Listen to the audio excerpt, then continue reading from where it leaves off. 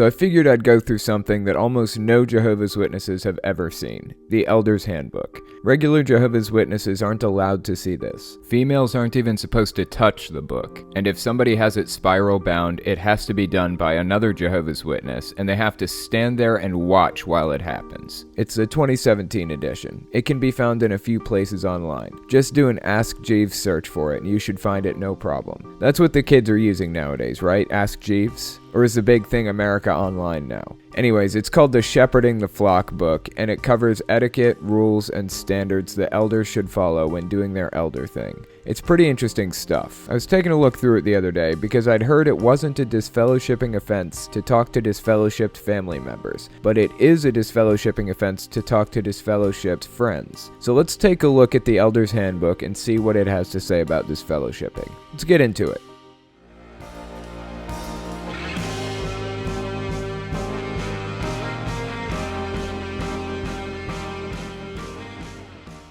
Okay, so the very first thing I did when I got this book was flip straight to the section on disfellowshipping to get an answer to my question. Let's take a look-see here. Chapter 10, paragraph 6, page 116. Here's what it says. If members of the congregation are known to have undue association with disfellowshipped or disassociated relatives who are not in the household, elders should counsel and reason with those members of the congregation from the scriptures. Review with them information from the God's Love book, pages 207 to 208. The Watchtower of April 15th, 1988, pages 26 to 30, or the article Display Christian Loyalty When a Relative is Disfellowshipped in the August 2002 Our Kingdom Ministry. If it's clear that a Christian is violating the spirit of the disfellowshipping decree in this regard and does not respond to counsel, it may be that he would not qualify for congregation privileges, which require one to be exemplary. He would not be dealt with judicially unless there is persistent spiritual association or he openly criticizes the disfellowshipping decision.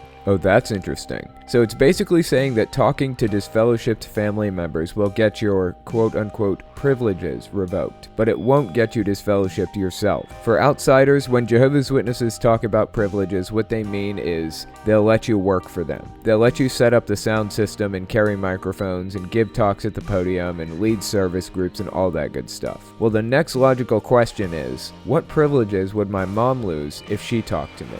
The answer? None. She's a woman.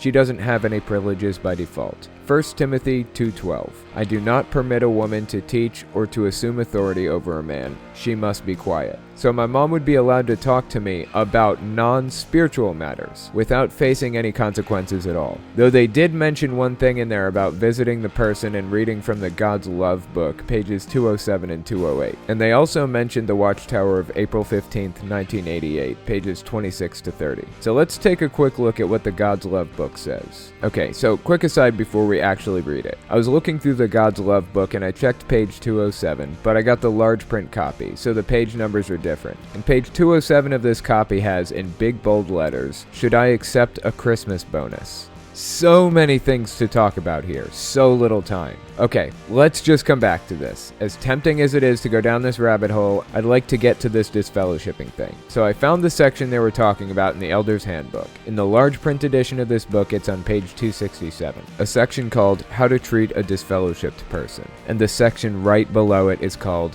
Head Coverings, When and Why. God, I cannot escape this cluster of a mess. All this sounds so great. I need to cover this entire book at some point. Okay, let's stay on track. I refuse to lose the thread here. So here's what it says under the section, How to Treat a Disfellowshipped Person, in the God's Love book by Jehovah's Witnesses. How should we treat a disfellowshipped person? The Bible says, stop keeping company with anyone called a brother who is sexually immoral, or a greedy person, or an idolater, or a reviler, or a drunkard, or an extortioner, not even eating with such a man. Regarding everyone who does not remain in the teaching of the Christ, we read, do not receive him into your homes, or say a greeting to him. For the one who says a greeting to him is a sharer in his wicked works. We do not have spiritual or social fellowship with disfellowshipped ones. The Watchtower of September 15th, 1981, page 25 stated, a simple hello to someone can be the first step that develops into a conversation and maybe even a friendship. Would we want to take that first step with a disfellowshipped person?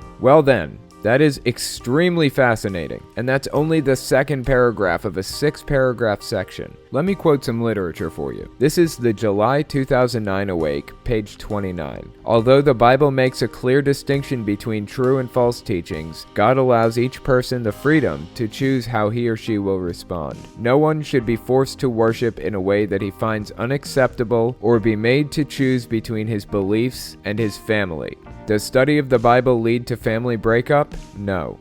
Beautiful. Just beautiful. Sounds like we're on the same page then. Except you bring this up to a Jehovah's Witness, as I did with my mom years ago when it came out, they'll tell you you're misinterpreting what it said. You're ignoring context. The Watchtower Society was talking about converting into Jehovah's Witnesses, not converting out of Jehovah's Witnesses. See, that's the difference. It only applies to them if they want it to. Silly for me to think otherwise. Okay, now there was another piece of Jehovah's Witness propaganda cited in the Elder's Handbook. It was the 2002 Kingdom Ministry. This one is actually pretty hard to find because it isn't super public. There's a section in there about how to treat expelled ones, which is pretty much just citing the God's Love book that we already read and adding its own little flair. Then there's a section called In the Immediate Household. It says, does this mean that Christians living in the same household with a disfellowshipped family member are to avoid talking to, eating with, and associating with that one as they go about their daily activities? Okay, now they've posed the question. If they don't outright say, no, people should not avoid family members with whom they live, then they're pretty much saying you should either shun family members with whom you live or just kick them the f*** out. So let's continue the paragraph. What's their answer to the question? Should we continue eating with disfellowshipped family members? It says, the Watchtower of April 15th, 1991, in the footnote on page 22 states, if in a Christian's household there is a disfellowshipped relative, that one would still be a part of the normal day-to-day household dealings and activities. I just want to point out that they're citing from their own literature now. Not from the Bible, they're citing from footnotes from literature that they wrote decades ago. Okay, I still haven't really gotten a solid answer on it. Let's hear a no, you shouldn't shun family members with whom you're living, please. Then it says, thus it would be left up to the members of the family to decide on the extent to which the disfellowshipped family member would be included when eating or engaging in other household activities. And yet, they would not want to give their brothers with whom they associate the impression that everything is the same as it was before the disfellowshipping occurred. Wow, that is up on so many levels. So not only did they come out with a half-assed, wishy-washy answer, they outright said, it's up to you, but the people at the Kingdom Hall will be watching what you do. So probably don't even have a family dinner with them. They can sit in their fucking bedroom while the rest of the family eats dinner. How fucked up is that? Seriously. This is fucking batshit crazy. These people are poison to the core. Imagine a 14-year-old kid being shunned by their parents, brothers, and sisters because they made out with a girl at school. Being told to go to their bedroom while the rest of their family eats because they don't want to be around them. Think of the kind of emotional problems that stem from that kind of treatment. This isn't some edge case. This happens every single day. I've talked to multiple kids who are going through this exact treatment right now with their families. And you think it gets easier from there? No. If they do anything that could possibly be viewed as questionable, like, for example, make friends with kids from school, since nobody from the Kingdom Hall will even fucking look at them, the parents will kick their asses out on the street. 14 years old, the law, Child Protective Services, prison for the child neglect. They don't care. They're expected to, outright told, to neglect their children. It's right there in black and white. F this religion. F everything about it.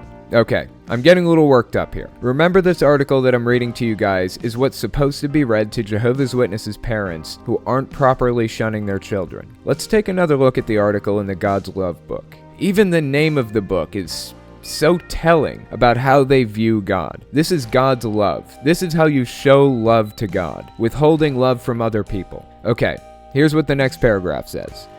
Is strict avoidance really necessary? Yes, for several reasons. First, it's a matter of loyalty to God and His Word. We obey Jehovah not only when it is convenient, but also when doing so presents real challenges. Love for God moves us to obey all His commandments, recognizing that He's just and loving, and that His laws promote the greatest good. Second, withdrawing from an unrepentant wrongdoer protects us and the rest of the congregation from spiritual and moral contamination, and upholds the congregation's good name. Third, our firm stand for Bible principles may even benefit the disfellowshipped one. By supporting the decision of the Judicial Committee, we may may touch the heart of a wrongdoer who thus far has failed to respond to the efforts of the elders to assist him. Losing precious fellowship with loved ones may help him to come to his senses, see the seriousness of his wrong, and take steps to return to Jehovah.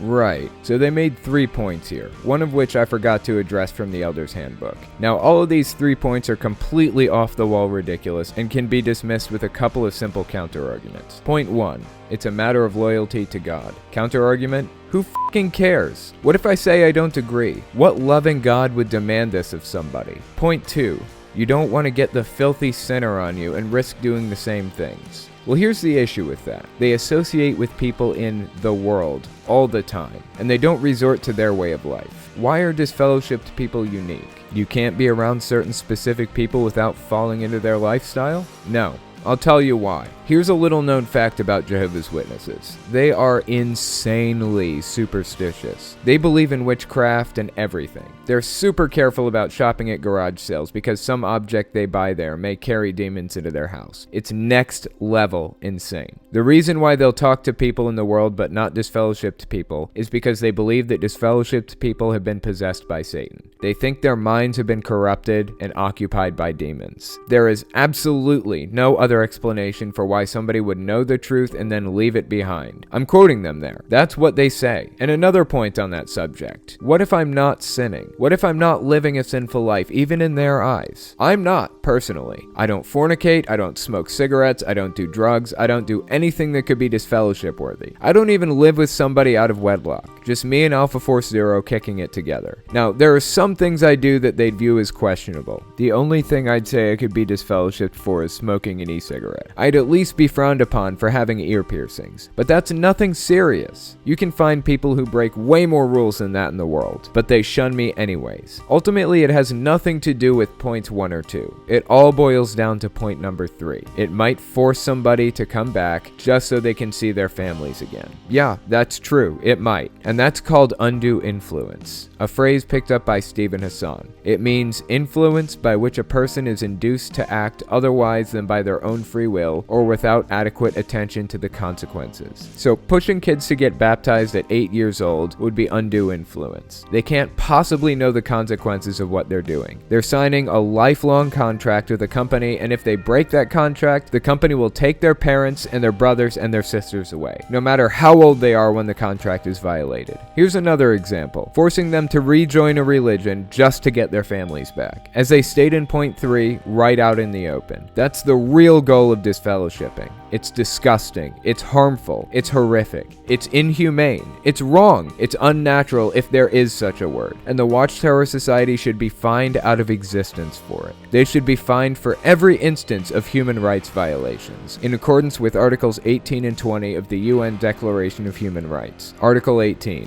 Everyone has the right to freedom of thought, conscience, and religion. This right includes freedom to change his religion or belief, and freedom, either alone or in community with others and in public or private, to manifest his religion or belief in teaching, practice, worship, and observance. And Article 20. Everyone has the right to freedom of peaceful assembly and association, and no one may be compelled to belong to an association. They will fail financially eventually. We'll get them. They're on their way out right now, and they have no more than 30 years before they have to revise all their doctrine again to account for the second generation teaching anyways. Just give it some time. We'll get there.